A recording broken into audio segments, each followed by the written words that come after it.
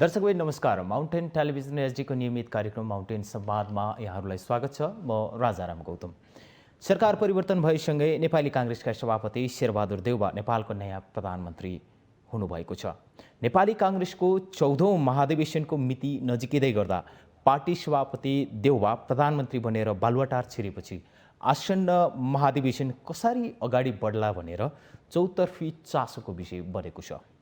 नेपाली काङ्ग्रेसको आसन्न 14औं महाधिवेशनमा नयाँ नेतृत्व मात्रै होइन, देशलाई निकास दिन नयाँ योजना ल्याउनु पर्ने काङ्ग्रेसमाथि जिम्मेवारी थपिएको छ। अधिकतम युवा महाधिवेशन प्रतिनिधिका बीच पुस्ता हस्तान्तरणको आवाज उठिरहँदा अब आउने काङ्ग्रेसको महाधिवेशनले तय गर्ने नीति र आउने नयाँ नेतृत्वको विषयमा सर्वत्र चासो भइरहेको छ। नेपाली काङ्ग्रेसको आसन्न 14औं महाधिवेशनमा अधिकतम युवा प्रतिनिधिका बीच पुस्ता हस्तान्तरणको आवाज उठिरहँदा अब आउने काङ्ग्रेसको महाधिवेशनले तय गर्ने नीति र आउने नयाँ नेतृत्वको विषयमा नेपाली काङ्ग्रेसका नेता राजु श्रेष्ठसँग आज हामी माउन्टेन संवादमा रहनेछौँ। कार्यक्रममा यहाँलाई स्वागत छ। धन्यवाद। सर्वोच्चको परमादेशपछि नेपाली काङ्ग्रेसको नेतृत्वमा 5 गठबन्धनका तर्फबाट शेरबहादुर देउवा प्रधानमन्त्री हुनुभयो। विश्वमै पहिलोपटक अदालतले प्रधानमन्त्री बनाएको यो पहिलो घटना पनि हो। पछिल्लो समयमा घटेका यी राजनीतिक घटनाक्रममाथि यहाँको बुझाइ के हो? नेपाली काङ्ग्रेस पार्टी एउटा लोकतान्त्रिक पार्टी, यो विधि र कानुनी राज्यमा विश्वास गर्छ। अहिले जुन तपाईँले भन्नुभयो अदालतले चाहिँ प्रधानमन्त्री नियुक्त गरेको परिस्थिति, अहिले हामीले नै बनाएको जनप्रतिनिधिहरूले बनाएको संविधानको न्यायालयबाट चाहिँ यसो व्याख्या मात्रै भएको हो। त्योभन्दा अगाडिकोपट्टि गयौँ भने हामीले गरेको सही चाहिँ सही हो, सङ्ख्या पनि ठिक हो भनेर अदालतमा सशरीर सांसदहरू मान्यज्यूहरू उपस्थित भएर त्यसलाई चाहिँ प्रमाणित गर्ने काम पनि बाध्यताकारी स्थिति पनि भयो नि। त्यो त अहिले विधिको शासनमा कानुनी राज्य जुन लोकतन्त्रमा त त्यो कानुनको कुरालाई त हामीले त त्यसलाई अन्य कुराबाट व्याख्या गरेर अराजक कुरा त गर्नु भएन नि। केपी ओलीलाई प्रधानमन्त्रीबाट हटाएर शेरबहादुर देउवालाई प्रधानमन्त्री बनाइसके पछाडि के अब नेपाल रामराज्य हुन्छ? केपी ओलीजी हट्नुभयो र शेरबहादुर देउवाजी आउनुभयो। अब त्यो व्यक्ति परिवर्तनले खासै तात्विक त्यस्तो चाहिँ परिवर्तन हुन्छ जस्तो मलाई लाग्दैन। यो एउटा प्रक्रिया हो। यो घर झगडाले उब्जाएको परिस्थिति, यो आपसी बेमेल, गुटगत स्वार्थ, यो व्यवस्था त धेरै परिवर्तन भयो। हेर्नुहोस्, जनताको अवस्था परिवर्तन भएन। अहिले दलहरू के गरिरहेछन् जस्तो लाग्छ भने दलहरू, दलका नेताहरू त्यहाँ आपसमा बसेर प्याज छोडाइराख्नु भएको छ। एक आपसलाई नङ्ग्याउने र चाहिँ आखिरमा हाम्रो भागमा चाहिँ आँसु मात्रै पर्छ र यत्रो बेला बखतमा चाहिँ यत्रो परिवर्तनहरू हुने गर्छ। जनताको बलमा परिवर्तनहरू सम्भव भएको छ। तर त्यो परिवर्तनमा भएको चाहिँ उपलब्धिलाई व्यवस्थापन गर्ने, त्यो चाहिँ तपाईँको त्यसलाई चाहिँ जनहितमा प्रयोग गर्ने भन्दा पनि यो गुट, यो तपाईँको समृद्ध पार्टी, खुसी कार्यकर्ता बनाउनेतिर मात्रै गएर चाहिँ देशले न समृद्धि हासिल गर्न सक्छ। त्यसमाथि यस्तो कोरोनाको विषम परिस्थिति छ, देशमा चाहिँ भयावह स्थिति छ। यो स्थितिमा हामी पार्टीगत र दलगत भन्दा पनि माथि उठेर हामीले चाहिँ राष्ट्रिय हितमा जनतालाई खुसी बनाउने विषयमा चाहिँ हामी छलफल गर्नुपर्छ। हाम्रो ध्यान चाहिँ त्यता केन्द्रित हुनुपर्छ। समय छोटो छ, परिस्थिति के हुन्छ कसैले आकलन गर्न सक्दैन। तर अहिले आएको सरकार भनेको त परिस्थितिको उबज्न हो। नेपाली काङ्ग्रेस पार्टीको सङ्ख्याले पनि नपुग्ने, नेपाली काङ्ग्रेस पार्टीले इच्छा गरेको चाहना गरेको पनि होइन, चाहना गरेर पुग्ने कुरा पनि होइन। परिस्थितिले नेपाली काङ्ग्रेसलाई फेरि एकचोटि ऐतिहासिक रूपमा देशलाई चाहिँ निकास दिनलाई र देशलाई सही बाटोमा डोहोऱ्याउनको निम्ति चाहिँ एउटा जिम्मेवारी आएको छ। त्यो जिम्मेवारी चाहिँ नेपाली काङ्ग्रेस पार्टीले, त्यसको नेतृत्वले कुशलतापूर्वक निर्वाह गरेर देशलाई चाहिँ एउटा सही बाटोमा डोहोऱ्याउने कुरामा चाहिँ म तपाईँलाई विश्वस्त गर्न चाहन्छु। नेपाली काङ्ग्रेसको आसन्न 14औं महाधिवेशन नजिकै गर्दा पार्टी सभापति शेरबहादुर देउवा प्रधानमन्त्री हुनुहुन्छ। उहाँलाई थप जिम्मेवारी थपिएको छ। देशको प्रधानमन्त्रीले देशलाई व्यवस्थापन गर्नतिर लाग्नुपर्ने एउटा जिम्मेवारी छ भने अर्को पार्टी सभापति भइरहँदा आसन्न महाधिवेशनलाई पनि सफलतापूर्वक सम्पन्न गर्ने जिम्मेवारी पनि उहाँकै काँधमा छ। त्यहाँमाथि उहाँ आफै पार्टी सभापतिको उम्मेदवारको घोषणा पनि गरिसक्नु भएको छ। यो अवस्थामा महाधिवेशन प्रभावित हुने देख्नुहुन्न? यसले महाधिवेशन प्रभावित हुँदैन र जिम्मेवारीको हकमा लोकतान्त्रिक पार्टीमा आफ्ना जिम्मेवारी छन्। त्यस निम्ति चाहिँ विभिन्न चाहिँ त्यसका विभागहरू बन्ने छन्। विभिन्न चाहिँ तपाईँको जिम्मेवारी तोकिनेछ। यो निर्धारित समयमा नै चाहिँ निष्पक्ष ढङ्गले यो महाधिवेशन सम्पन्न हुने कुरामा हामीले दुविधा गरिराख्नुपर्ने जरुरी पनि छैन र हामीसँग त्यो सुविधा पनि छैन कि हामीले संवैधानिक रूपमा पनि नेपाली काङ्ग्रेस पार्टीलाई अब महाधिवेशनमा समयमा गर्नुभन्दा अरू चाहिँ हाम्रो विकल्प छैन। अब देशमा चाहिँ महामारी नै भयो, लकडाउन भयो, कुनै चाहिँ प्राकृतिक विपत्ति भएर त्यस्तै अवस्था आयो भने अलग कुरा हो, नत्र अहिलेसम्म त समयमा हुनेछ र पार्टी सभापतिको जिम्मेवारी र प्रधानमन्त्रीको जिम्मेवारी अलग अलग कुराहरू हुन्। त्यस निम्ति सिङ्गो पार्टी नै नेपाली काङ्ग्रेस पार्टीको महाधिवेशन सफलतापूर्वक सम्पन्न गर्नको निम्ति चाहिँ लागिसकेको छ। अब यो क्रियाशीलको अन्तिम टुङ्गो भएपछि 12 गतेदेखि त हाम्रो अधिवेशन सुरु नै हुन्छ नि, यही 12 गतेदेखि।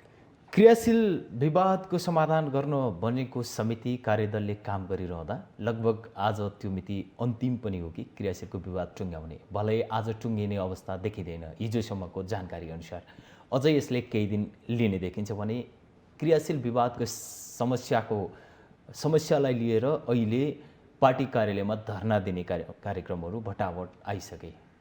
यो अवस्थामा कति सहज होला क्रियाशीलको विवाद समाधान गर्न? नेपाली काङ्ग्रेस पार्टीमा आफ्नो विचार राख्ने वैयक्तिक स्वतन्त्रता र यो चाहिँ छलफलको विषयलाई विवादको चाहिँ नाम दिनु त्यति उचित नहोला। कम्तीमा नेपाली काङ्ग्रेस एउटा डेमोक्रेटिक पार्टीमा र यो प्रक्रिया भनेको रेगुलर हरेक महाधिवेशनमा हरेक समयमा यो रेगुलर भइराखेकै कुरा हो र यो हुन्छन् पनि। नेपाली काङ्ग्रेस पार्टीमा आबद्ध हुन चाहनेहरू थुप्रै हुनुहुन्छ, क्रियाशील बन्न चाहनेहरू। त्यसमाथि अहिले पार्टी प्रवेशको पनि नेपाली काङ्ग्रेस पार्टी प्रवेश भएकालाई पनि व्यवस्थापन गर्नुपर्ने छ, ससम्मान व्यवस्थापन गर्नुपर्ने छ र उहाँहरूलाई उहाँको योग्यता क्षमता अनुसारको मौका पनि दिनुपर्ने छ। उहाँहरूले नेपाली काङ्ग्रेस पार्टीले उहाँहरूलाई विवेकरहित ढङ्गले चाहिँ उहाँहरूलाई त्यो समायोजित गर्नुपर्ने छ र त्यस ढङ्गले यो समयमै यो सकिन्छ, विवाद पनि टुङ्गिन्छ। विवादका प्रक्रियाहरू हुन्छन्, त्यो प्रक्रियामा गएपछि त त्यसको चाहिँ एउटा चाहिँ प्रक्रिया निर्धारण गरेपछि त्यो प्रक्रिया अन्तर्गत टुङ्गाउनलाई त के भएर व्यक्तिको अनुहार हेरेपछि नै समस्या हुने हो। अनुहार नहेरेर हामीले प्रक्रियामा गएपछि प्रक्रिया निर्धारण गरेपछि त्यो टुङ्गिहाल्छ। त्यसमा चाहिँ यो विवाद होइन, यो त स्वाभाविक प्रक्रिया हो। यो अनन्तकालसम्म यस्तो जब अधिवेशन आउँछ यो भइरहेको छ। यो नेपाली काङ्ग्रेस ठुलो पार्टी हो, मास बेस पार्टी हो, यसमा समावेश हुन चाहनेहरू थुप्रै हुन्छन्, त्यो सबैलाई गर्न सकिन्न। त्यस निम्ति चाहिँ यो त्यो स्वाभाविक कुरा हो। यसलाई धेरै विवाद छ नेपाली काङ्ग्रेसमा भनेर उछालिराख्नु पनि पर्दैन, त्यति चिन्ताको विषय पनि होइन। 1-2 दिनमा यसो टुङ्गिन्छ। यो मास बेस पार्टी भनिरहँदा, लोकतान्त्रिक पार्टी भनिरहँदाखेरि, क्रियाशीलको विवाद आइरहँदाखेरि यो लामै रोग हो भनिरहँदा पनि यो रोगलाई निको पार्नलाई सकिन्छ भनेर रोगको जड पत्ता लगाउने प्रयास तपाईँ जस्ता युवा नेताहरूले गर्नुहुन्न? रोगको जड चाहिँ अब हेर्नुहोस्, अब हामीले आफ्नो क्षेत्रअनुसारको भूमिका निर्धारण गर्ने हो। आफू जहाँ छौँ, जुन जिम्मेवारी छौँ त्यसलाई निर्वाह गर्ने हो। मेरै हकमा भन्नुहुन्छ भने म नेपाली काङ्ग्रेस क्षेत्र नम्बर 4 को क्षेत्रीय सभापति। हामीले हाम्रो क्षेत्रमा कुनै पनि विवाद छैन र एउटा उदाहरणीय अरू पनि काठमाडौँमा क्षेत्रहरू छन् चाहिँ क्रियाशील सदस्यतामा कुनै विवाद नभएको। नेपाली काङ्ग्रेस पार्टीमा यदि चाहिँ गुटको स्वार्थभन्दा माथि उठ्ने हो, व्यक्तिगत अहङ्कार ईर्ष्याबाट भन्दा माथि उठ्ने हो र चाहिँ समग्र नेपाली काङ्ग्रेस पार्टीकै हित सोच्ने हो र जनभावनाको चाहिँ हामीले कदर गर्ने हो भने हामीले यस्ता विवादहरू सुरुदेखि नै आउन्नथे। त्यो काहीँ न काहीँ सबै चाहिँ यो निर्वाचनमा अस्वस्थ प्रतिस्पर्धा गर्ने, त्यो क्रियाशील सदस्यता बढाएर आफ्नो सिद्धान्त आफ्नो योग्यतामाथि नै आफूलाई नै भरोसा नहुने, आफ्नो नेतृत्व क्षमतामाथि नै विश्वास नहुने, त्यो तरिकाको सोचले, त्यस्तो सोचले मात्रै यो क्रियाशीलको चाहिँ 1, 2, 3 यो भने जोड घटाउतिर लागिन्छ। आफ्नो नेतृत्व आफ्नो क्षमतामाथि विश्वास छ भने यो क्रियाशीलमा विवाद गरिराख्नुपर्ने जरुरी नै छैन। आखिरमा सबैजनाले जो क्रियाशील भरे उहाँले त नेपाली काङ्ग्रेस पार्टीलाई सबल, सक्षम र नेपालको 1 नम्बरको पार्टी बनाउने त सबैको चाहिँ एउटै साझा स्वार्थ हो नि। त्यस निमित्त उहाँले पक्कै पनि अब्बल भरोसायोग्य नेतृत्व त छानिहाल्नुहुन्छ नि। नेपाली काङ्ग्रेसको महाधिवेशन मात्रै होइन, अब देशकै जिम्मेवारी काङ्ग्रेसमाथि छ। काङ्ग्रेसका नेता शेरबहादुर देउवामाथि, जो अहिले देशको नेतृत्व गरिरहनुहुन्छ, प्रधानमन्त्री हुनुहुन्छ। उसो त महाधिवेशन काङ्ग्रेसका लागि काउसाकै मालो जस्तो भइसकेको छ। यो विशेष परिस्थितिमा, किनकि जुन बेलामा सहज अवस्था थियो त्यो बेलामा महाधिवेशन नगरेर युवा त्यो बहानामा सार्दा सार्दै अब अन्तिम विकल्पको रूपमा तपाईँहरू हुनुहुन्छ। विधानले नै यहाँहरूलाई यो अवस्थामा ल्याइपुर्याएको छ। देशमा कोरोना महामारी, बाढी, पहिरो यो त यथावत रूपमा छ, चपेटामा छ नेपाली जनता। देशको अर्थतन्त्र प्रशासन उत्तिकै अस्तव्यस्तको यो अवस्थामा जता हेऱ्यो उतै चाहिँ यहाँ पनि बनाउनु पर्ने रहेछ, उतापट्टि नै बनाउनु पर्ने रहेछ भनिरहेको बेलामा अबको पार्टी सभापति देउवाले सहजै रूपमा महाधिवेशन गराउन सक्नुहुन्छ? अहिले कोरोनाको महामारीको बिचमा हामीले अधिवेशन गराउनको निम्ति हामीले सुरक्षाका उपायहरू अपनाएर हामी त महाधिवेशनलाई सम्पन्न गर्न सक्छौँ, यदि बिचमा कुनै त्यस्तो विषम परिस्थिति, विकराल अवस्था आएन भने। अब तपाईँले हेर्नुभयो भने विभिन्न सभा जुलुसहरू, शक्ति प्रदर्शनको नाममा, अनेक उद्घाटनको नाममा मान्छेहरू चाहिँ जम्मा गर्ने, सङ्क्रमणलाई बढाउने कामहरू पनि भएका छन्। यस स्थितिमा हामीले सुरक्षाका उपाय, अघि मैले भने जस्तै उपाय अपनाएर हामीले महाधिवेशन गर्न सकिन्छ। र मुख्यतया के भने कहाँनिर चाहिँ यो सबै समस्याको जड, म पनि 36 सालदेखि सानो उमेरदेखि यो हरेक परिवर्तनमा सानो उमेरदेखि सहभागी हुँदै आएको एउटा इकाइ सभापति, क्षेत्रीय सभापति हुँदै अब निरन्तर आफू चाहिँ अगाडि बढिरहेको छु। सबैमा चाहिँ अग्रपन्थीमा सहभागी भएको नाताले मलाई त्यो अनुभवले के लाग्यो भने जब राष्ट्र सेवकहरू, जब नेताहरू, पार्टीका नेताहरूले आफूलाई सुरुमा सेवक सम्झिनुहुन्छ अनि जब ठाउँमा पुगिसकेपछि आफूलाई शासक सम्झिने सोच आएपछि समस्या त्यहीँबाट उब्जिन्छ। र लोकतन्त्रमा व्यक्ति प्रधान कुरा होइन, सिद्धान्त नीति चाहिँ ठुलो कुरा हो, राष्ट्रको समृद्धि ठुलो कुरा हो, जनताको हितको कुराहरू ठुला हो। व्यवस्था परिवर्तन हुँदा मात्रै त नहुँदो रहेछ, अवस्था परिवर्तन नभएसम्म त व्यवस्था त परिवर्तन भइरहँदो रहेछ। अहिले हामीले हेऱ्यौँ भने यथार्थमा के छ भने तपाईँ सिमानाको कुरा गर्छौँ हामी 564 जस्तो लाग्छ मलाई जङ्गे पिलरको हामीले रक्षा गर्न सकेनौँ। राणाको दरबारमा बसेर पञ्चायतले बनाएको राजमार्गमा मात्रै हिँडेर हामीले परिवर्तनका कुरा गरेर कि यथार्थमा ती कुराहरू त लागू भए त? जनहितको कुरामा हामीले कति काम गर्यो त? जो जनताले को व्यवस्था परिवर्तन गरेर उहाँले जीवनको आहुति दिएर तपाईँको यो व्यवस्था परिवर्तन गरे, ती जनतालाई हामीले कति खुसी बनायो त? उहाँहरूको जनभावना हामीले कतिको चाहिँ सम्बोधन गर्यो त? हाम्रा क्रियाकलाप, यस्तै क्रियाकलापहरूले के जनतामा चाहिँ उत्साह भर्छ यसले? हामी के जनताप्रति उत्तरदायी छौँ? उत्तरदायी काम गऱ्यौँ कि हामीले ए को ठाउँमा बी को ठाउँमा सी र एउटा पार्टीको ठाउँमा अर्को पार्टी ल्याउनको निम्ति र सधैँ यो व्यथिति, विसङ्गति, यो तपाईँको सधैँ हुलबाट मात्र सबै कुराहरू सम्भव हुन्छ, हुल हुज्जतबाट मात्रै हुन्छ। क्रान्तिकारी कुराका नाममा चाहिँ उल्टा अल्ट्याङ पल्ट्याङ कुरा गरेर मात्रै क्रान्तिकारी देखिन खोजेर मात्रै समस्याको समाधान हुन्छ त? हिजोको दिनमा निकै दुःख गर्नुभएको श्रद्धेय सारा नेताहरू हुन्छ। केपी ओलीदेखि तपाईँको अहिले भर्खर बहिर्गमन हुनुभएका केपी ओली, अहिले भर्खर प्रधानमन्त्रीमा नियुक्त हुनुभएका शेरबहादुर देउवा, सबैजनाले राष्ट्र र राष्ट्रियताका निम्ति, जनताको निम्ति, यो व्यवस्थाको निम्ति, हामीलाई सार्वभौम सत्ता सम्पन्न बनाउनको निम्ति ठुलो योगदान पुर्याउनु, ठुलो कष्ट बेहोर्नु भएको छ। कि ती कष्ट बेहोर्नु भएको केका लागि त? खालि नेताले मात्र यो कुरा, यो परिवर्तन सम्भव छैन।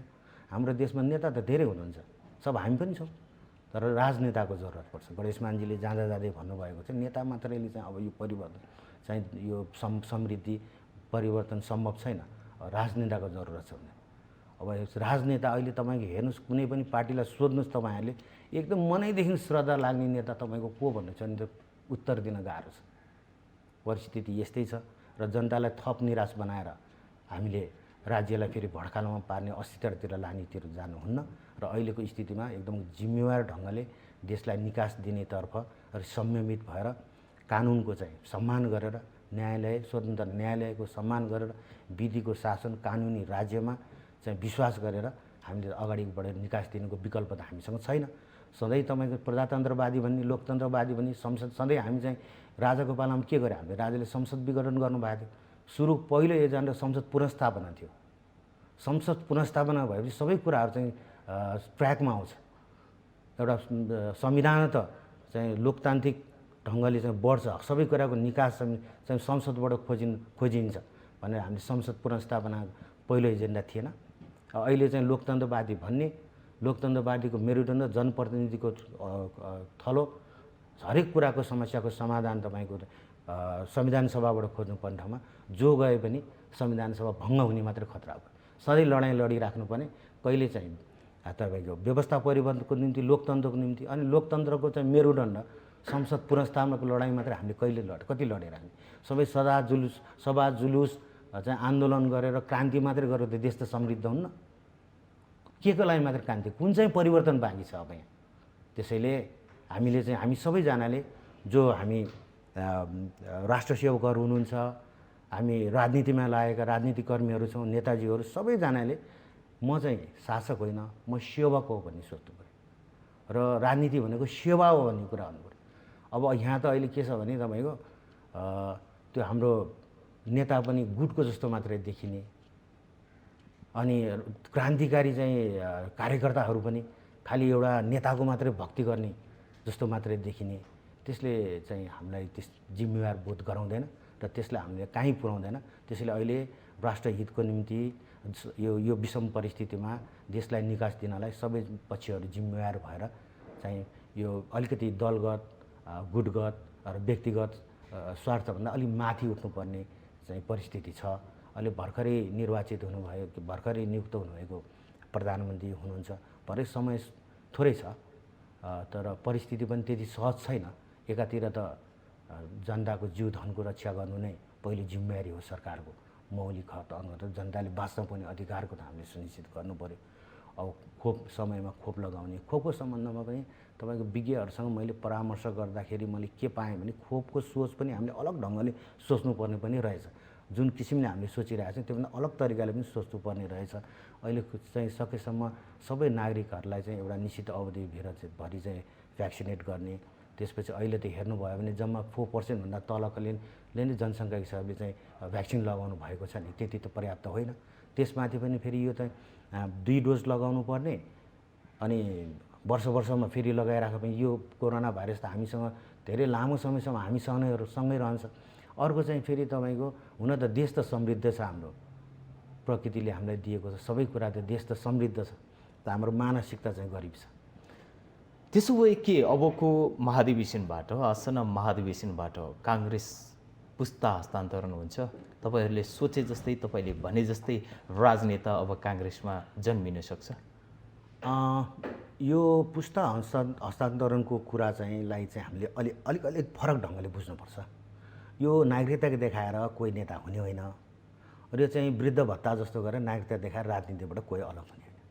राजनीतिमा योग्यता भनेको उसले चाहिँ पढाइभन्दा, सर्टिफिकेटभन्दा पनि उसले देशका निम्ति आफ्नो व्यक्तिगत स्वार्थलाई तिलाञ्जली दिएर कति कष्ट बेहोरेर पनि अडिग भएर त्यसका निम्ति दुःख कष्ट भोगेर आफूलाई समर्पित गर्यो, र उसको कति निष्ठावान छ, उसँग कति योग्यता छ, नेतृत्व गर्ने क्षमता कति छ, त्यसले निर्धारण गर्छ। त्यो नागरिकता उमेरले गर्दैन। अहिले त्यसो भन्दै गर्दाखेरि नयाँ पुस्ता फेरि मैले आउनुहुन्न भने होइन, नयाँ पुस्ताले पनि हामीले पनि के सोच्नु पऱ्यो भने हामी चाहिँ नेतृत्व परिवर्तनको चाहिँ कुरा गर्छौँ। अधिवेशन सकिसकेपछि आफ्नो परिस्थिति अनुकूल आफूलाई चाहिँ आफ्नो भावना चाहिँ त्यति बेला कुन परिस्थितिमा हुन्छौँ हामी, त्यसरी हामी समय अनुकूल परिस्थिति अनुसार हामी कुरा गर्छौँ। तर महाधिवेशन आइसकेपछि हामी सभापतिमा उम्मेदवार दिँदैनौँ। सभापतिमा उम्मेदवार नदिकन 70, 80, 85, 90 वर्षको चाहिँ वृद्धले चाहिँ अब यो देश चलाउन सक्दैन, पार्टी चलाउन सक्दैन भन्ने हो भने त अन्य अरू पदमा चाहिँ उम्मेदवारी दिएर भएन नि। त्यो भन्ने युवाले पार्टी सभापतिमा उम्मेदवारी दिनु पर्यो। अरू प्रक्रिया छैन। अब यो त अरू पार्टी होइन। यो हेर्नुहोस्, यो तपाईँले हामीले सुन्ने गरेको त्यो धकलेर कुइनाले धकलेर हटाएर त्यो त कल्पना पनि हुँदैन। त्यो जोर जबरजस्ती गरेर आन्दोलन गरेर कराएर मात्रै असन्तुष्टि व्यक्त गरेर मात्रै नेतृत्व परिवर्तन भने, नेतृत्व परिवर्तनलाई युवाहरूले, आजका युवा पनि प्रायः अब म नै तपाईँको त अब 53 वर्ष भइसकेँ भने मभन्दा केही युवा साथीहरू हुनुहुन्छ जुन चाहिँ हिम्मत गरिराख्नु भएको छ, उहाँहरूले चाहिँ त्यो हिम्मतलाई अगाडि बढाउँदै पार्टी सभापतिमा उम्मेदवारी दिनु पऱ्यो। पुस्ता हस्तान्तरण भने त तपाईँको चाहिँ यो त कुनै प्रपर्टी होइन नि। बुवाको सम्मति छोराले पाउने, छोराको सम्मति नातिले पाउने, यो त राजनीतिमा त त्यो पुस्ता हस्तान्तरणको अर्थ चाहिँ त्यो हुँदैन। सुन्दाखेरि आनन्द लाग्छ, कर्णप्रिय लाग्छ, व्यवहार त तपाईँको चाहिँ त्यसरी हुँदैन। यसको त प्रक्रिया छ नि त। लोकतान्त्रिक विधिभन्दा त बाहिर हामी जान सक्दैनौँ नि।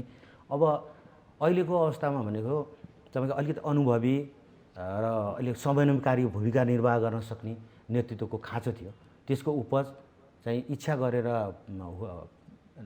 शेरबहादुर देउवा प्रधानमन्त्री हुनुभएको होइन, परिस्थितिले नै त्यो परिस्थिति निर्माण गरेर एउटा नेपाली काङ्ग्रेस पार्टीले सधैँ राज्यलाई हरेक चाहिँ विषम परिस्थितिमा अप्ठ्यारो परिस्थितिमा निकास दिइरहेको र त्यसको नेतृत्व गरेको कारणले नेपाली काङ्ग्रेस पार्टीले फेरि एकचोटि चाहिँ यो परिस्थितिबाट निकास दिनको निम्ति नेपाली काङ्ग्रेसमा जिम्मेवारी आएको छ। यो जिम्मेवारी फेरि यस्तो परिस्थितिमा आएको छ कि यो त्यति सहज छैन। यो समय पनि तपाईँको आगामी भविष्यको यो परिस्थिति के हुन्छ त्यो पनि त्यसको पनि निर्केल छैन। समय कम छ, तर कम समय पनि गर्न सक्ने क्षमता भएका नेतृत्वको निम्ति कम समयमा पनि धेरै कुरा गर्न सकिन्छ। र अहिले त सबभन्दा प्राथमिकता भनेको नागरिकको चाहिँ जीवन रक्षाको कुरा छ। यो अवस्थामा तपाईँले भनिरहँदाखेरि काङ्ग्रेसमा के युवा पुस्ता त्यो नेतृत्व गर्नका लागि योग्य नै छैनन्, त्यो क्षमतै राख्दैनन् त?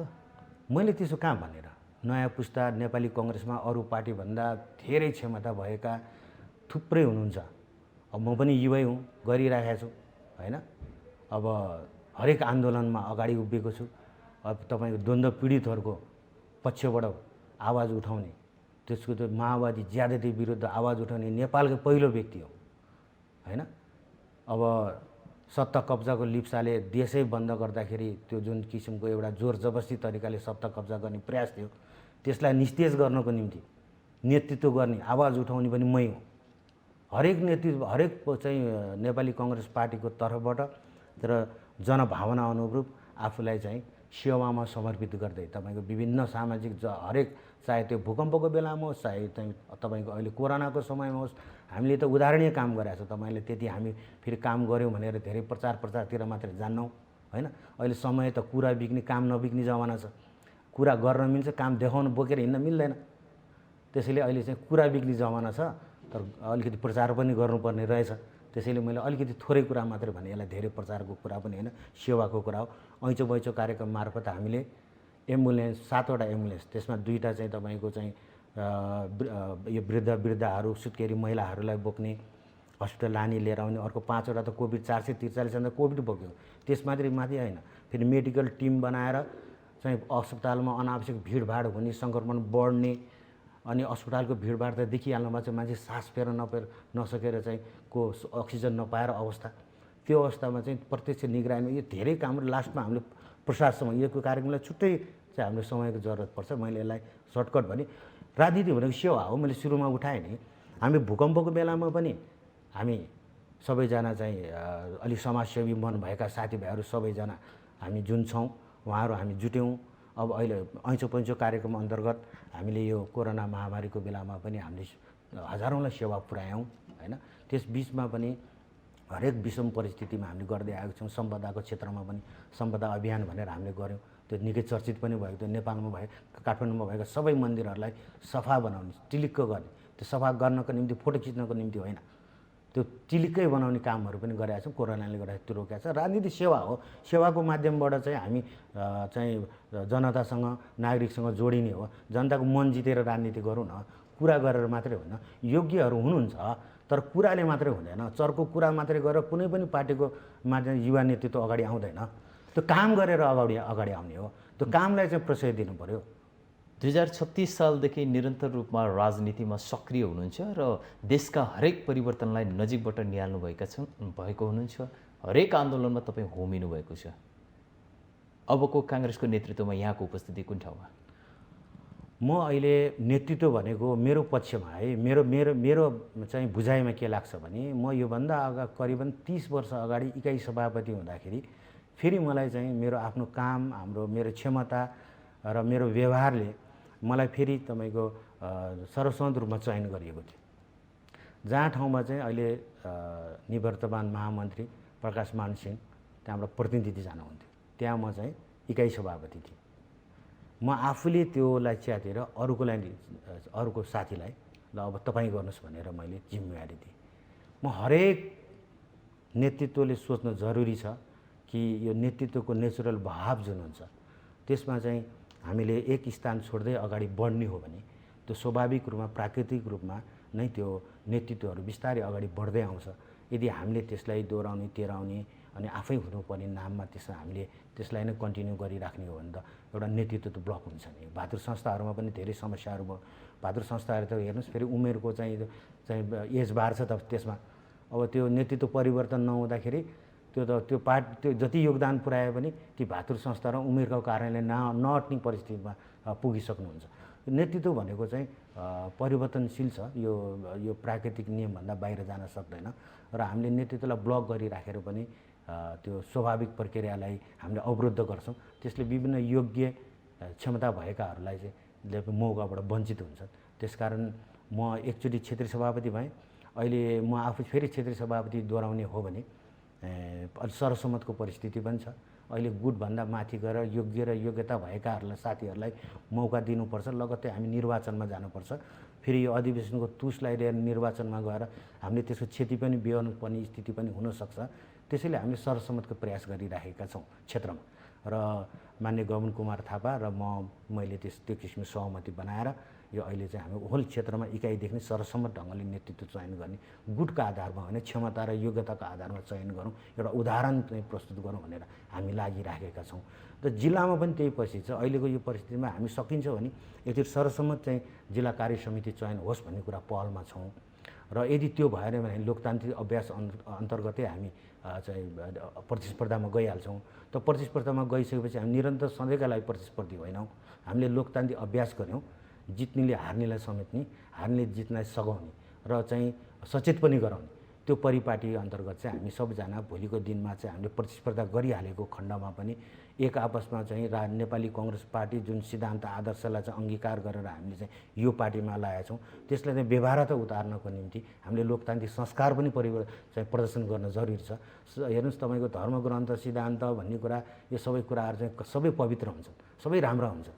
अब त्यो व्यवहारमा यदि लागू गर्दैन त्यसको केही अर्थै छैन। अहिले भइरहेको सबै परिस्थिति त्यही छ। भाषण अनुसारको मान्छेले काम गरिदिने भएदेखि पार्टीको सिद्धान्त अनुसारको पार्टीको चाहिँ पार्टीमा लागेको त्यो एउटा जुन हिसाबले जुन सोच गरेर चाहिँ म सेवा गर्छु भनेर लाएँ, त्यो अनुसारको सेवकै रहिरहेको भए त यो परिस्थिति हुँदैन थियो नि। अहिले त्यसै अनुकूल अहिले चाहिँ नेचुरल्ली म चाहिँ क्षेत्रीय सभापतिबाट अब आफ्नो कार्यकाल पुरा गरिसकेको कारणले सेवाको माध्यमबाट नागरिकसँग जोडिनुपर्छ। चाहिँ यो राजनीति भन्ने कुरा तपाईँको चाहिँ सेवा हो, यो पेसा होइन। हामी यसलाई चाहिँ हामीले चाहिँ स्थापित गर्नु छ। त्यसैले चाहिँ सेवामुखी राजनीतिलाई स्थापित गर्नको निम्ति भनेर म एकपटक नेपाली काङ्ग्रेस चाहिँ काठमाडौँ जिल्लाको सभापतिको निम्ति मैले आफ्नो उम्मेदवारी दिने लगभग निश्चित गरिसकेको छु। अब साथीभाइसँग छलफल गर्दैछु। काठमाडौँ जिल्लाको सभापतिको उम्मेदवार दिइरहँदाखेरि हजुर, यहाँ क्रियाशीलहरूमा जाँदा लिएर जाने एजेन्डा के हुन्? हेर्नुहोस्, राजनीति भनेको सेवा हो। राजनीतिमा हामी के का लागि लागेको? व्यापार व्यवसाय गर्ने त पसल खोले भइहाल्यो। एउटा त्यो यत्रो राजनीतिमा तपाईँको निरन्तर लागिराख्ने 30-40 वर्षसम्म लागिराख्ने समय त आफ्नो व्यवसाय केही व्यवसाय केहीमा दिने हो भने त एउटा ठुलो व्यवसाय भन्छ नि। यो तपाईँको त्यो त यदि राजनीति सेवा होइन, त्यो पेसा हो भने त त्यो झुटको खेती भयो त्यो भन्ने एउटा कुरा भयो। भन्दाखेरि हामीले चाहिँ नागरिकको भावनामाथि खेलबाड गर्ने, राम्रा मिठा चिल्ला कुरा गर्ने, व्यवहारमा चाहिँ अर्कै कुरा भने त अब भएन। त्यसैले मैले मेरो उम्मेदवारी चाहिँ राजनीतिलाई सेवासँग जोडेर सेवामुखी राजनीतिलाई स्थापित गर्नु छ। राजनीतिको एउटा उदाहरण पेश गर्नु छ कि राजनीति चाहिँ सेवा हो है। यो जबसम्म हामी चाहिँ नागरिकका हरेक समस्या, हरेक विपद, हरेक समस्या, हरेक खालका चाहिँ दुःख सुखमा चाहिँ हामी समावेश हुँदैनौँ, तबसम्म चाहिँ नेपाली काङ्ग्रेस पार्टी कुनै पनि पार्टी तपाईँको चाहिँ जनप्रिय हुन सक्दैन। अहिले हेर्नुभयो भने युवा पङ्क्तिहरूमा नेपाली काङ्ग्रेस पार्टी मात्रै होइन, अरू पार्टीहरूका युवा पङ्क्तिहरू पनि वैकल्पिक शक्तितिर आकर्षित भइरहेको परिस्थिति छ। त किन चाहिँ पार्टीहरू, पुरानो पार्टीहरू जो योगदान पुर्याएको छ, जो चाहिँ ऐतिहासिक पार्टीहरू छन्, जसका सिद्धान्त राम्रो छन्, जसले चाहिँ धेरै परिवर्तनमा चाहिँ भूमिका खेलेको छ, त्यो पार्टीप्रति आकर्षित नभएर किन युवाहरू अन्यत्र आकर्षित भइरहेका छन्? अहिले राजनीति किन चाहिँ गालीको विषय बनेछ? नेता भनेको तपाईँको चाहिँ एउटा फिगर कस्तो भइयो भने सम्मानभन्दा पनि नेता भनेको यो चाहिँ अलिकति अलग किसिमको मान्छे हो। यसले ढाँट्छ, यसले बोलेको कुरा पुरा गर्दैन, यसले खालि मिठो मिठो कुरा गर्छ, काम चाहिँ गर्दैन भन्ने एउटा छवि कसरी भने त यो छविलाई परिवर्तन गर्छ। राजनीति भनेको हेर्नुहोस्, हरेक राष्ट्रमा राजनीति अस्थिरता भयो, राजनीति ठिक दिशा लिएर भने त्यो धेरै देशहरू चाहिँ विध्वंसतिर गएको, गृहयुद्ध भएको, धेरै राष्ट्र चाहिँ समृद्ध भए पनि त्यहाँको राजनीति ठिक नभएको कारणले जनताले धेरै वर्षसम्म दुःख परेको उदाहरणहरू हामीसँग छन्। हाम्रो देश त यति राम्रो छ, समृद्ध छ, प्रकृतिले दिएको छ, भगवानको चाहिँ उपहार हेर्नुहोस् यति राम्रो छ। हामीले खालि सबै कुरालाई चाहिँ ठिकठाक गरेर हामीले राजनीतिलाई चाहिँ सही मार्गतिर डोराउन सक्यौँ भने समृद्धि हाम्रो लागि त्यति ठुलो कुराहरू होइन। अब हेर्नुहोस्, बहादुरी इमान्दारी त हामी अरू देशको लागि मात्रै देखाउँछौँ त। हाम्रो आफ्नो देशको लागि, हाम्रो राष्ट्रको निम्ति, हाम्रो जनताको निम्ति हामीले इमान्दारिता बहादुरीता देखाउनु पर्दैन होइन? त्यो त हामीले पनि आफूलाई स्थापित गर्नु पऱ्यो। राजनीति भनेको सेवा हो, यो चाहिँ पेसा होइन। यो कुरालाई स्थापित गर्न चाहन्छु र हरेक जनताका हरेक चाहिँ तपाईँको सुख दुःखमा हरेक समस्या पर्दाखेरि त्यहाँ राजनीतिक पार्टीका कार्यकर्ताहरू त्यहाँ आफू उपस्थित हुनुपर्छ। राजनीतिक पार्टीमा फेरि तपाईँ बोलेको कुरा नगर्ने, बोलेको यो कुरा नगर्नलाई बोले हो कि भन्ने भइसक्यो। त्यो मर्यादितै भएन। राजनीतिक पार्टी र नेताहरू मर्यादितै भएन, सम्मानितै भएन। अब एक जमाना थियो गणेशमानजी किसिमजी भीमबहादुर तामाङ योहरूको जमाना थियो एउटा, कि नेता भन्ने बित्तिकै श्रद्धाले चाहिँ शिर निहुरिन्थ्यो, सम्झिँदाखेरि पनि अर्कै किसिमको भाव आउँथ्यो, पोजिटिभ होइन। एउटा केही कुरा आफूले पनि योगदान पुऱ्याउँ भन्ने भाव हुन्थ्यो। अब अहिले चाहिँ यो परिस्थिति अलिकति अलग छ, हाम्रा गतिविधिका कारणले नै हुन्। त्यसैले राजनीतिलाई सेवासँग जोड्नु छ, राजनीतिको परिभाषालाई स्थापित गर्नु छ, एउटा राजनीतिक सोचलाई बदल्नु छ। यस्तो पनि हुन्छ भनेर देखाउनु छ। यो काठमाडौँ देशैको राजधानी, यति धेरै सम्पदाहरू छन्, हरेक कुराले सम्पन्न छ, सांस्कृतिक रूपमा चाहिँ सम्पन्न छ। हेर्नुहोस् होइन, यहाँ चाहिँ तपाईँको ओल्ड हेरिटेजहरू छन्, हामीले यहाँ चाहिँ धेरै किसिमको चाहिँ सम्भावनाहरू छन्। हरेक विकास निर्माणका कुराहरूमा संस्कृति सम्पदादेखि लिएर यहाँको शिक्षा, यहाँको चाहिँ गुणस्तरीय शिक्षा र स्वास्थ्यमा सर्वसाधारणको पहुँच अहिले कहाँ छ तपाईँलाई थाहा छ होइन? त्यो अब परिवर्तन भनेको त तपाईँ सबैका लागि हो नि। एक वर्ग चाहिँ तपाईँको हरेक किसिमको सुख सुविधाबाट लेस, अनि अर्को वर्ग चाहिँ जो परिवर्तनकारी वर्ग हो ऊ चाहिँ सबै सुख सुविधाबाट चाहिँ अलग रहनुपर्ने परिस्थिति छ। धेरै कुरामा गर्न सकिन्छ त्यो। अब यो कुरा भन्दा पनि अब काम गरेर देखाउनु पर्ने बेला छ। र त्यो काम गरेर नदेखाइकन चाहिँ यो कुरा चाहिँ कुरै हुन्छ फेरि अलिक ट्रेडिसनल। त्यसैले मलाई के लाग्छ भने एकचोटि मौका पाएँ भने फेरि म त्यस्तो सोचमा राख्दिनँ कि म नै हुनुपर्छ। त्यस दिन पनि म सर्वसम्मतको प्रयासमा गरेको छु। तर मैले पाएँ भने मैले विगत गरेको कामहरूलाई हेरेर यदि त्यसलाई मूल्याङ्कन गर्ने हो भने चाहिँ म कुराको आधारमा हो भने कि कामको आधारमा मलाई मूल्याङ्कन गर्ने हो भने म त्यसलाई कन्टिन्यू गरेर पहिला क्षेत्रगत गरिरहेको थिएँ, सानो गरिरहेको थिएँ, अब म जिल्लाभरि गर्न सक्छु। र प्रत्येक योग्यता भएका निष्ठावान चाहिँ अग्रजहरूलाई सम्मान गर्दै, योग्यहरूलाई चाहिँ स्थान दिँदै, यो ऊ त्यो भनेर गुटको कुनै लेप नलाइकन, कुनै गुटगत स्वार्थभन्दा माथि उठेर एकचोटिको निम्ति म जिल्ला सभापति हुन चाहन्छु, एकचोटिको निम्ति। काङ्ग्रेसको गढ काठमाडौँ कुनै जमानामा बिस्तारै कम्युनिस्ट वा वैकल्पिक शक्तिमा मानिसहरूको आकर्षण बढ्दै गएको विषयमा यहाँहरूले ठान्नु भएन राजनीतिक सफलताको लागि यो किसिमको समीक्षा पनि हुनु आवश्यक छ भनेर? नेपाली कङ्ग्रेस पार्टीको जुलुसहरूमा सहभागी हुँदाखेरि त्यहाँ भोटाइटी, इन्द्रचोक, असन्ता हामी चाहिँ धेरै आन्दोलन गर्ने ठाउँ हो। त्यहाँनिर अन्य पार्टीका साथीहरू चाहिँ जुलुसमा आउँदाखेरि त्यहाँको जेरी पसल र समोसा पसल बन्द हुन्थ्यो कि। तर नेपाली कङ्ग्रेसको जुलुस आउँदाखेरि सुन पसल पनि बन्द हुँदैन थियो। ग्यामा भला आदमी जुलुस बोला भन्थ्यो। नेपाली कङ्ग्रेसको स्वभाव त्यो होइन कि यो जबरजस्त गर्ने, तपाईँको यो हामीले नै जित्नुपर्छ चाहिँ यो कुरामा मान्यता राख्दैन।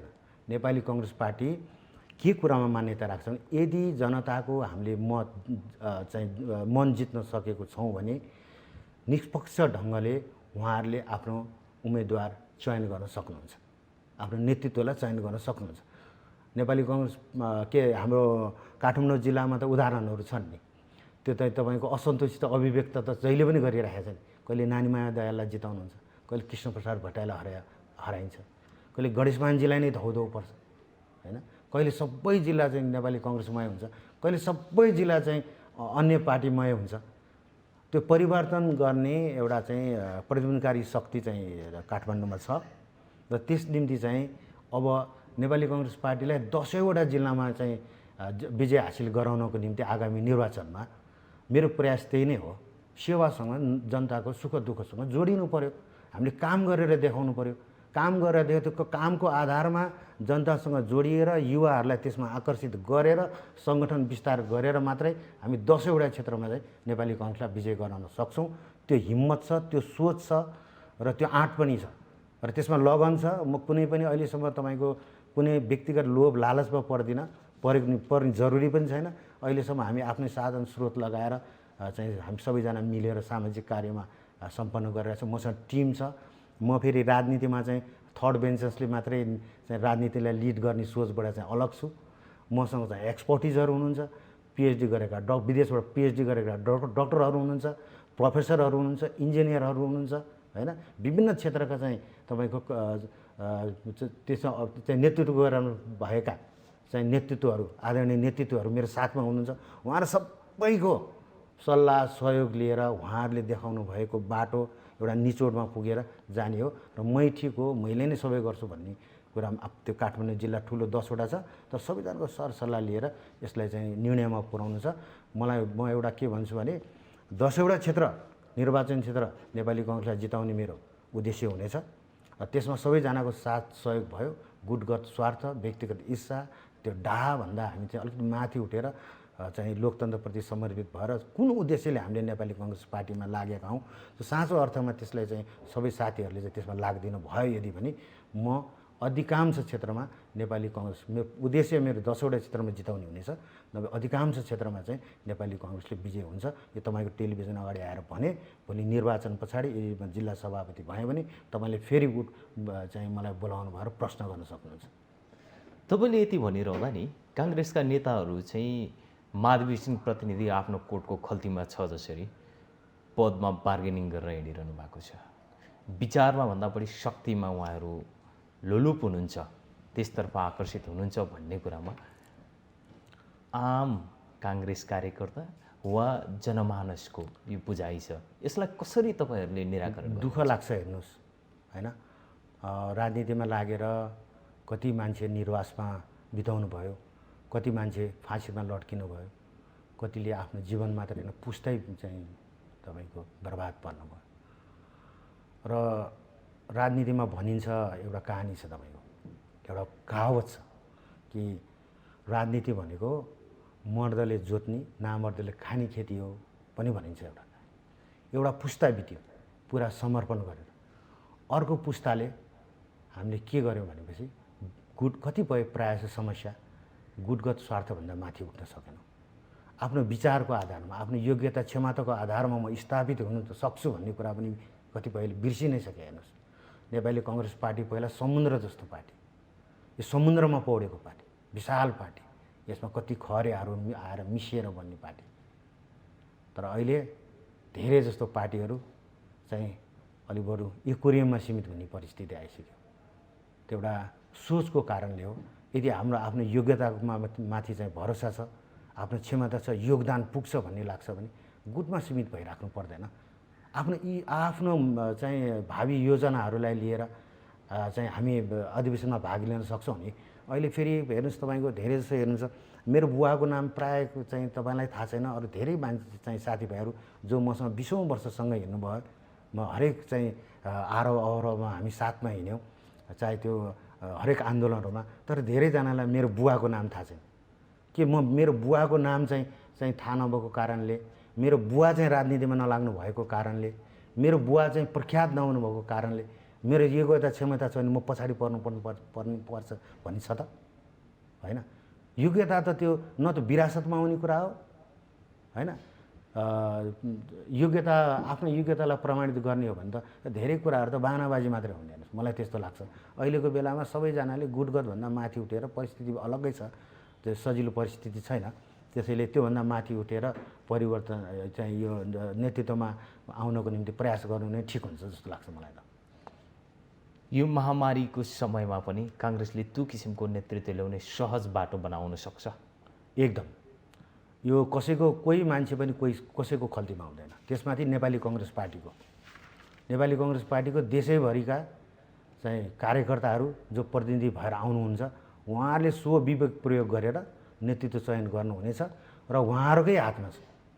हामीले चाहिँ सबै कार्यकर्तादेखि सबै युवा नेता भन्ने हामी सबैजनाले चाहिँ नेतृत्व यस्तो हुनुपर्छ, नेतृत्व परिवर्तन हुनुपर्छ भन्छौँ, तर गएर रोज्ने बेलामा जुन बेला निर्णय गर्नुपर्ने बेला छ त्यसमा चाहिँ अन्यत्र मन लगेपछि त उहाँ हामीले सोचे जस्तो कहाँ हुन्छ र। त्यो त उहाँहरूले आफ्नो राजनीतिक भविष्यको लागि फेरो समाउने त यो काङ्ग्रेसको स्वाभाविक प्रक्रिया पनि हो नि। अब सबै कुरा चाहिँ तपाईँको नभए त राणा शासनै ठिक थियो, पञ्चायत शासनै ठिक थियो, परिवर्तन के को लागि त? त्यो सब सोचमा हामीले परिवर्तन ल्याएर आउनु बाँकी छ। तपाईँ हामीले चाहिँ कागती रोपेर चाहिँ सुन्तला उम्रिँदैन अनि त्यसपछि कागती रोपेर चाहिँ तपाईँको गुलियो सुन्तलाको स्वाद खोज्न गएर हुन्छ।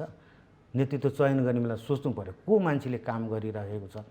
एकजनाले चाहिँ जीवनभर आफ्नो जीवनलाई चाहिँ राजनीतिमा होमे हुन्छ, योगदान पुर्याएको हुन्छ, त्यसमा चाहिँ चुनिने बेलामा चाहिँ तपाईँले हामीले गलत निर्णय गर्यो भने त नेतृत्व पनि ठिक ढङ्गले आउँदैन। अर्को कुरा फेरि तपाईँको सुरुदेखि नै हाम्रो प्रक्रिया पनि ठिकठाक गर्नुपर्छ। हामीले राम्रा मध्येबाट छान्दै लिएर आएको झन् राम्रो हुँदै आउँछ।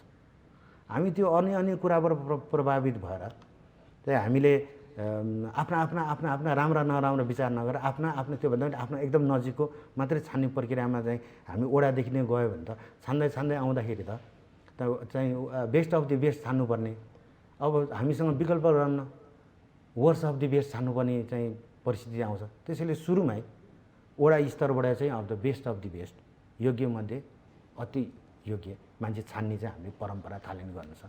काङ्ग्रेसमा नेतै नभए जस्तो एकैजना मान्छे 5 पटकसम्म प्रधानमन्त्री बन्छ। यसको मतलब प्रधानमन्त्रीको विरोध गरेको होइन, कम्तीमा नयाँ सोच नयाँ विचारले पनि काङ्ग्रेसमा स्थान पाउँछ भन्ने कुरा सबैको आशाको कुरा छ। यो भइरहँदाखेरि तपाईँहरूमा जसरी नेतृत्वको परिवर्तनको कुरा गरिरहँदाखेरि, सोचको परिवर्तनको कुरा गर्दा, नयाँ सोचको कुरा गरिरहँदाखेरि अबको नेतृत्व काङ्ग्रेसको अब आउने आसन्न महाधिवेशनको नेतृत्वले गर्न छुटाउनु नहुनुपर्ने कुराहरू के हुन्? अब नेतृत्व हामीले यसो 5 पटक एकजना मान्य शेरबहादुर देउवाजी आदरणीय सभापति चाहिँ पार्टी सभापति भइराख्नु भएको छ। अरू भएन भने यो राजनीतिमा कसैलाई छेकबार लाग्यो त हुँदैन। हामीले त्यसको मिनिङ अर्को तर्फबाट सोच्दा पनि हुन्छ नि त। हामी युवा पुस्ताले जतिसुकै गनगन गरे पनि हामीले त्यो स्थानमा पुग्नको निम्ति हामीले त पर्याप्त गृह कार्य पर्याप्त हाम्रो योगदान भइसकेको रहन्छ नि। काहीँ न काहीँ त युवा पुस्ताबाट चुक भएको रहेछ नि। उहाँहरू त हामी युवाहरूलाई चाहिँ गेट थुनेर बाहिर राखेर भित्र साउती गरेर चाहिँ संसदीय दलको नेता प्रधानमन्त्री हुनुभएको त होइन, पार्टी सभापति हुनुभएको त होइन। लाइन राखेर भोट त हामी सबैजनाले सबैको अगाडि खुल्लमखुल्ला राख्ने हो। त्यो सबैलाई एउटै छ। भोट माग्ने अधिकार पनि सबैसँग छ, उठ्ने अधिकार पनि सबैजना छ। अहिले मलाई भन्नुहुन्छ भने मैले जिल्ला सभापतिको लागि आफूले मैले योग्य सम्झेँ। अब त्यो निर्णय त पार्टीका साथीभाइले गर्नुहुन्छ, यो योग्य छ कि छैन भने यदि मलाई चुन्नुभयो जिल्ला सभापति भएँ, होइन भने मैले त अहिले नत्र म यदि त्यस्तो सोच थियो भने त म पार्टी सभापतिमै उठ्दा पनि हुन्छ, मलाई केले छेक्छ र? म प्रतिनिधि भएर आएपछि मेरो योग्यता छ भने त पार्टी सभापतिलाई मैले चाहिँ हटाउनु छ भने त म पार्टी सभापतिमा लड्नु पऱ्यो। अब गुटको फेरो नसमातिकन गुटभित्रको पनि फेरि गुटको फेरो नसमातिकन आफू बैतरणी तार्न सकिन्न भन्ने मानसिकता राखेर हामीले ठुलो कुरा गरेर मात्र पनि भएन नि। त्यो हामीले चाहिँ एउटा पुरानो नेतृत्वलाई चाहिँ को ठाउँमा चाहिँ युवा पुस्ता हस्तान्तरण गर्ने प्रक्रियामा हामीले चाहिँ त ग्याप रहेछ भन्ने त बुझिन्छ नि। हामीले त्यो गरेका छैन नि त, नत्र सकिन्थ्यो नि त। हामी के कुरामा चुक भयो त होइन? त्यसकारण राजनीतिमा फेरि पुरानो योगदान पुऱ्यायो, अब उमेर पुग्यो भनेर वृद्ध भत्ता जस्तै रिटायर गर्ने कुरा होइन नि। तपाईँ अमेरिकामा हेर्नुहोस्, अरू देशहरूमा हेर्नुहोस् होइन, 90 वर्ष कटेकाहरू पनि चाहिँ नेतृत्वमा हुनुहुन्छ, राज्यलाई नेतृत्व राम्रोसँग दिइराख्नु भएको छ। उमेरले शरीरले सक्छ, मानसिकता चाहिँ सोच चाहिँ सबल सक्षम छ भने त्यो नेतृत्व त हामीले जो हत्याउने कुरा होइन। चाहिँ प्रतिस्पर्धामा जाँदाखेरि त निर्वाचित भएर नेतृत्वमा आउन सक्छ नि। भनेपछि अब आउने नेतृत्वले, आसन्न महाधिवेशनबाट आउने नेतृत्वले काङ्ग्रेसलाई फेरि पहिलो नम्बरको पार्टी बनाउँछ। नेपाली कङ्ग्रेस पार्टी फेरि अरू पार्टी चाहिँ टुटे बिग्रिए भनेर नेपाली कङ्ग्रेस चाहिँ पहिलो नम्बर हुने भन्ने होइन। नागरिकले आम रूपमा नागरिकहरूले बुझिसक्नु भयो यो देशलाई जब सङ्कट पर्छ यो देशलाई सङ्कटबाट निकास दिने र नेतृत्व दिने र देशलाई समृद्ध बनाउने अभियानमा नेपाली कङ्ग्रेस पार्टीको विकल्प रहन्छ भन्ने कुरा व्यवहारत सबै आम नागरिकलेमा प्रष्ट भइसकेको छ। त्यसमा हामीले आफूलाई पनि त्यही अनुकूलको आचरण त्यही अनुसारको हाम्रो चाहिँ गतिविधिलाई गऱ्यौँ।